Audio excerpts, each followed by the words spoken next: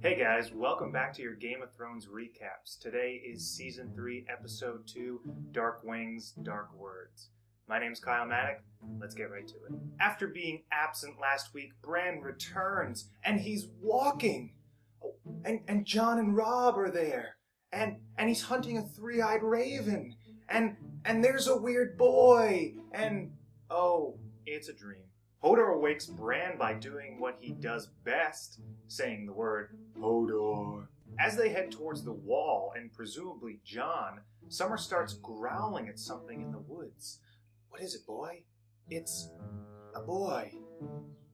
The same boy from Bran's dream, and his knife-wielding sister, who gets the jump on Ocean. They are introduced as Jojen and Meera and say they've been trying to find Bran. As Bran and Jojen talk, Jojen tells Bran that he's a warg and that Bran's a warg too, and what the hell is a warg? North of the wall, Jon continues his march with Mance Rayder and the Wild Things, which is totally the name of his band. Mance takes Jon to meet Orell, who can control the eagle flying above them because he's a warg. Oh, that's a warg. And that's really helpful because the eagle has the eyes of a hawk. Ygritte makes fun of Jon again for not knowing what a warg is. You know, Jon should just throw it back at her. Do you know what a Game Boy is? No? Well then shut up. Meanwhile, the Black Brothers continue their march towards the wall, and Sam is berated by Rast, who blames him for everything that happened. The White Walker attack, their current situation, and that time he got dumped in high school. Sam decides he's had enough and just lies down on the ground, easily making him the wisest person there. After some prodding, Lord Commander Mormont orders Sam not to die. Ever. Sam is now a Highlander. While we're in the north, let's check in on Theon.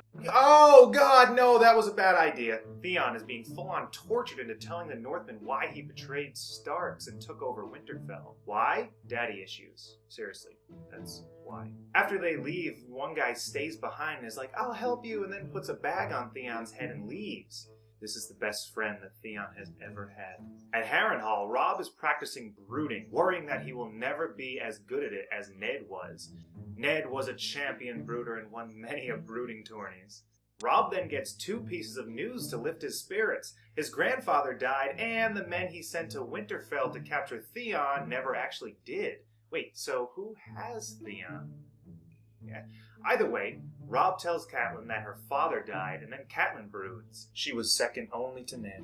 About how she once nursed one of her children when he was sick, but that kid was Jon Snow, and all the bad stuff that happened to her family is because she didn't let him die. Ooh, just a ray of sunshine, that woman.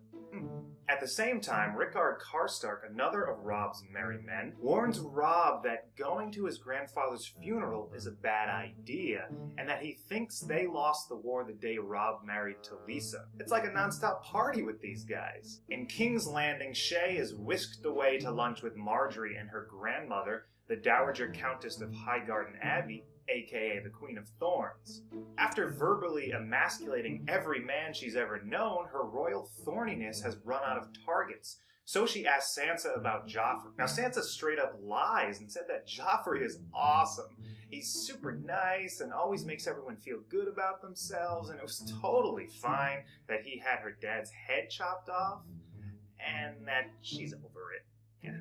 The Queen wants the truth about Joffrey, and Sansa finally gives it to her straight. He's the worst person that has ever lived in this world, or any other. But in Joffrey's room, we see his softer side, as he's trying on wedding dresses with his mother. Joffrey, naturally, hates it. He hates the patterns, he hates the materials, hates his mother for making him do it. He hates everything that has ever been and ever will be. For Joffrey, this is happiness.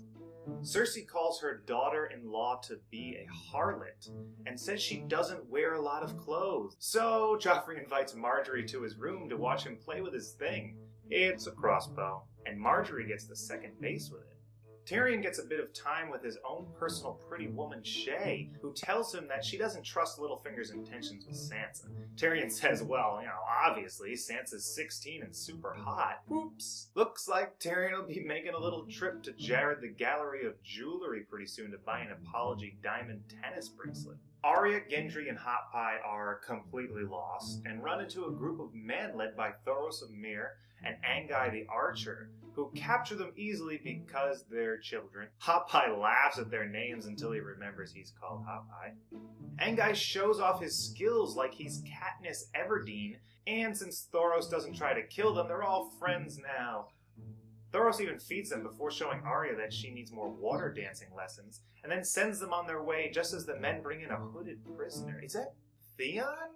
No, he's too tall. It's the Hound? Oh, crap. Aria, Gendry, and Hot Pie try to sneak out, but the Hound sees all, especially 3 kids that suck at sneaking out, and instantly recognizes Aria for being Aria. Ruh-roh. Finally, on the way back to King's Landing, Jaime and Brienne stay off the King's Road to avoid being seen, and are instantly spotted by a farmer, because it's not every day you see a WNBA player dragging the brother of the Queen through the woods.